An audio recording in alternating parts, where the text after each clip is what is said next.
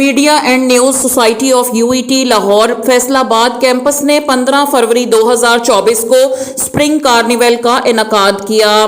یہ تقریب ایک بڑی کامیابی تھی کیونکہ تمام شعبہ جات کے 800 سے زائد طلباء نے جوش و خروش سے شرکت کی اور اس سے بے حد لطف اندوز ہوئے۔ یہ تقریب گانوں سے لے کر مہندی سٹال تک تفریحی سرگرمیوں سے بھری ہوئی تھی۔